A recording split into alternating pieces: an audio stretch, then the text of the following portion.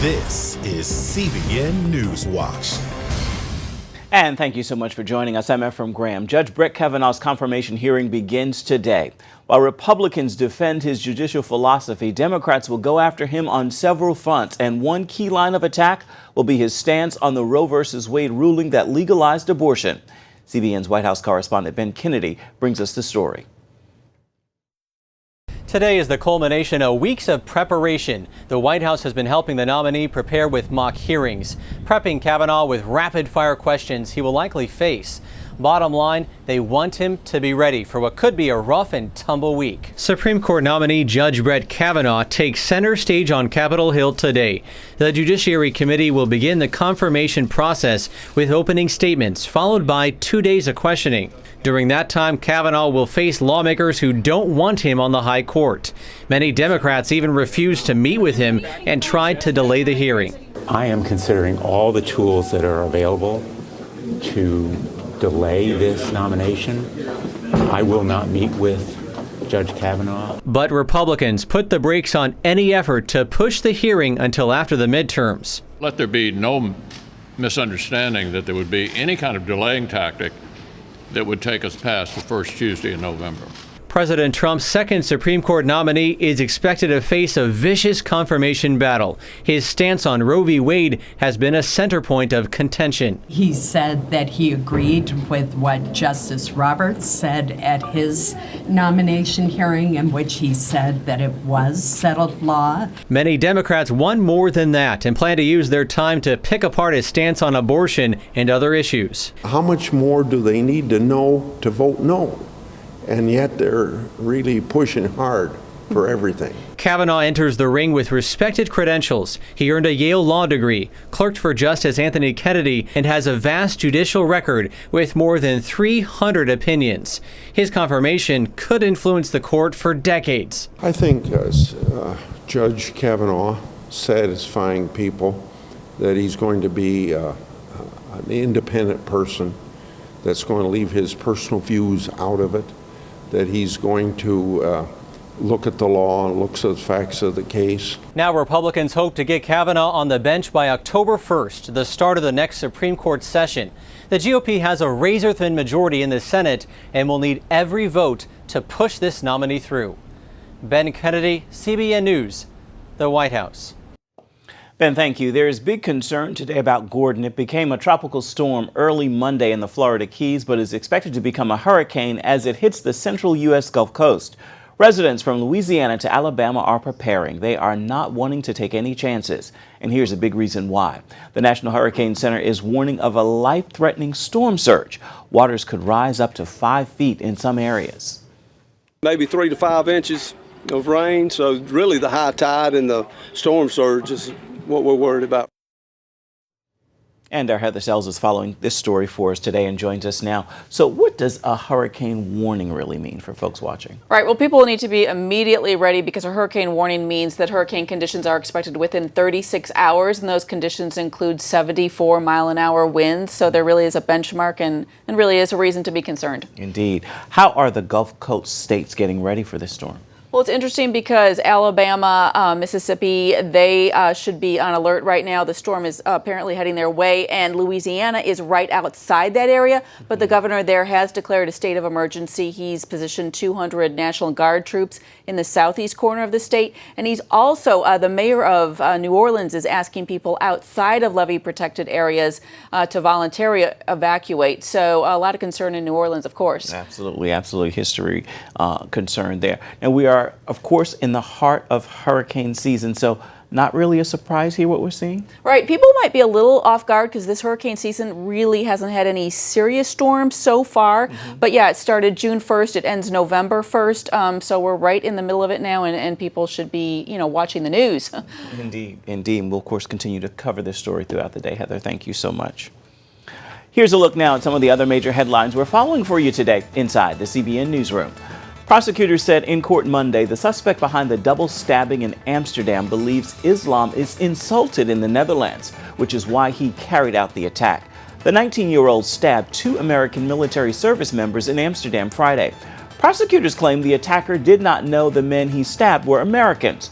but a judge ordered the suspect to be held for 2 more weeks on suspicion he did target the Americans with a terrorist motive. The 2 victims suffered serious but not life-threatening injuries in that attack.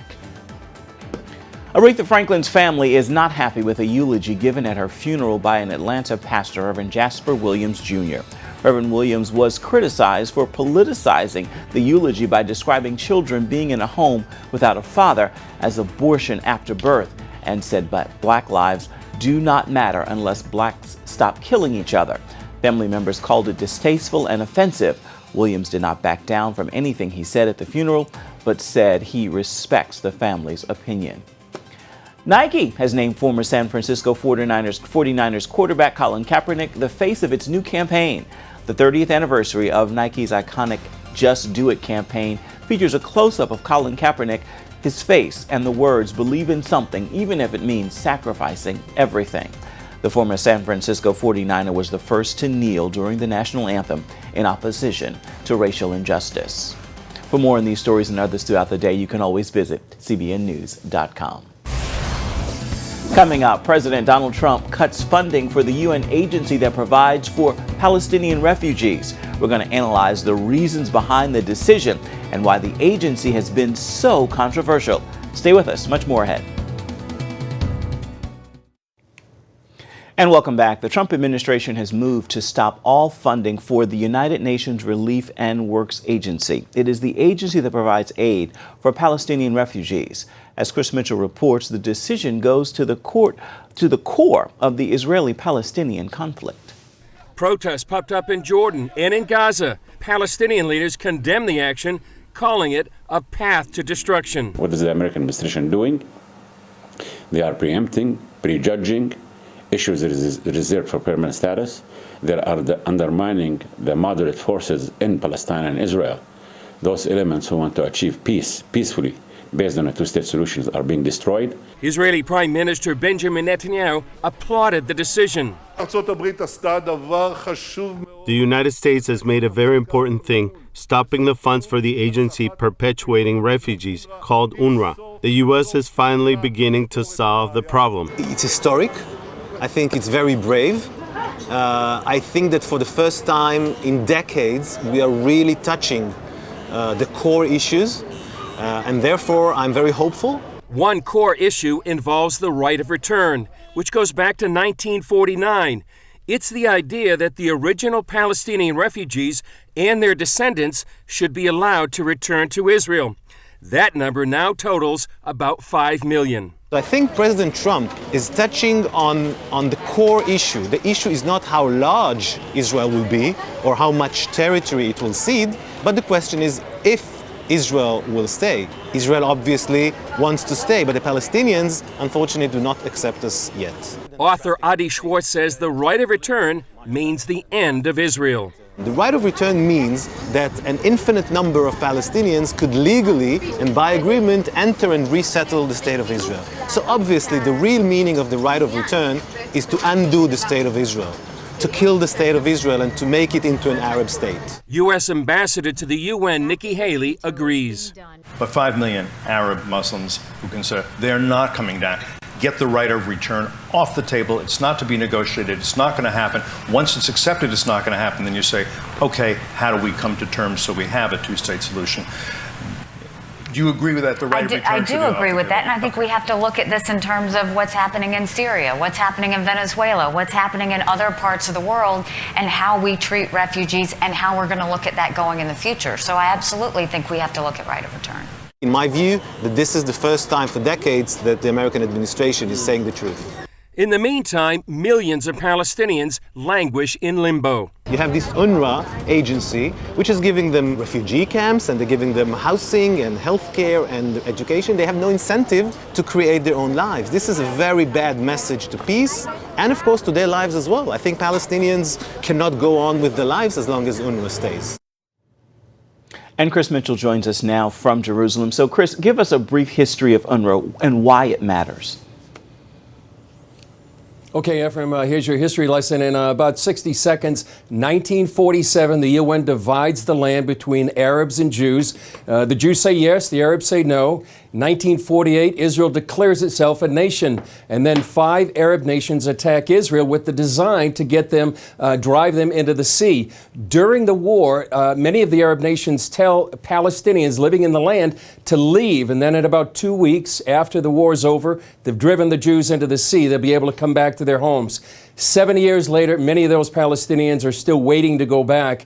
What's happened to many of those refugees, some say between 400,000 and 800,000 refugees, they went to other nations like Lebanon, Syria, Jordan, the Gaza Strip, and the West Bank. But they haven't been absorbed, and that's unlike any other refugees really in the 20th century. And so that's what makes these Palestinian issue so unique, UNRWA so unique, because these are the camps that they've been living in for more than 70 years. Do you see a major change in how the Trump administration is dealing with the Israeli-Palestinian issue?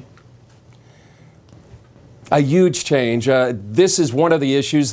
The Palestinian right of return has been a non-starter for Israelis. Can you imagine 5 million Palestinian refugees coming into Israel that has about 6 to 7 million Jews? So that's something they can never accept. So the Trump administration taking that off the table, as well as Jerusalem off the table, is something that really is a sea change in Palestinian-Israeli conflict and the U.S. role. As you heard Adi Schwartz say in that piece, for the first time in nearly 25 years, a U.S. administration is finally telling the truth about the situation.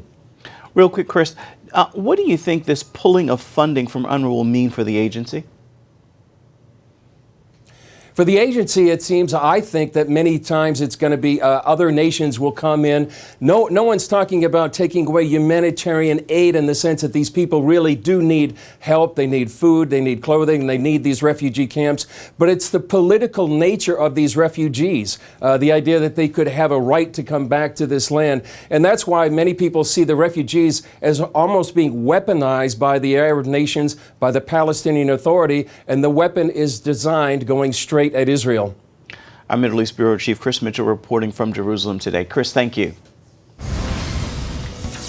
Still ahead, major flooding hits India. We're going to show you what CBN Disaster Relief is doing to provide relief in that country. Stay with us. We'll be right back.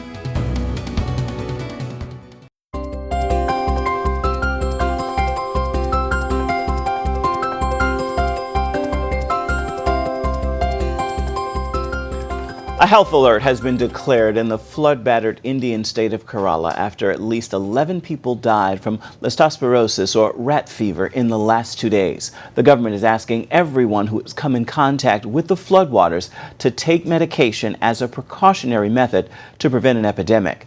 Thousands are slowly rebuilding their lives now following the worst floods to hit the region in nearly a century. CBN's disaster relief teams are on the ground helping flood victims. Our George Thomas is on this story. Kerala is slowly limping back to life.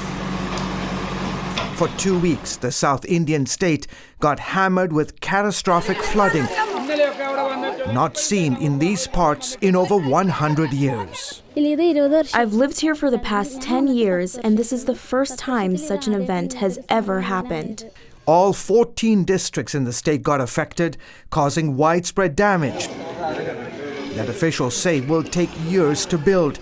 So many families had no time to save any of their possessions as floodwaters swept through their homes and businesses. At least we are alive, but it will take a very long time before we can build our lives back, as we have to start from scratch. Officials have put initial storm damage estimates at nearly $3 billion. 445 people lost their lives. More than 100,000 buildings were destroyed. The government says some 7,000 miles of roads have been destroyed or damaged. Farmers have lost millions of acres of crops. The water here was till the level of the houses. That tank which we see behind me, it was completely submerged. And now the water is receding and people are coming back from their relief camps. CBN's Operation Blessing teams are there to meet them. Doctors, nurses and aid workers are deployed to some of the hardest hit areas of Kerala. bringing food, medicine, water, and other essential supplies. Here, as you can see, there are a huge number of patients and people in distress. The patients mainly have complaints related to fungal infections and waterborne diseases. More than 1 million people were displaced by the floods, with many finding shelter in thousands of relief camps across the southern state. While doctors treat the sick and injured at this medical camp, Operation Blessing crews are helping some 300 families as they wade through muck and mud to clean houses and streets that were submerged for days so they can return to their homes and rebuild their lives. George Thomas, CBN News.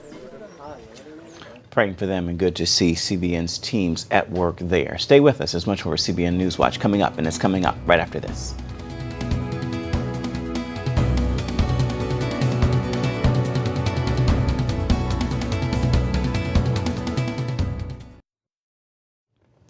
And welcome back to CBN NewsWatch. Operation Blessing is on the front lines in California, helping in any way it can as wildfires rage across the state. The Carr Fire in Redding, California has burned more than 200,000 acres. It's also destroyed at least 1,000 homes. Operation Blessing partnered with the well-known Bethel Church to help the fire victims.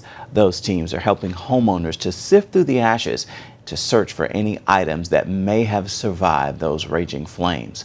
Operation Blessing is also helping to financially assist those who lost their homes in the devastating fire. Our prayers go out to them, of course. Right now, it is time for your Tuesday Tweetable. This is a message I hope will encourage you, but also move you to post, tag, tweet, and share it with others. Stop looking for all the answers. If you have all the facts, you don't need faith, and we know the word says without faith, it is impossible to please God. So hold fast to that faith and trust in God. With that, make this a terrific Tuesday. Watching this edition of CBN NewsWatch. Remember, the news continues 24/7 at cbnnews.com. We appreciate your company. We also would love to know what you think about the stories you've seen here today. You can do that by emailing newswatch@cbn.com. Thanks for watching.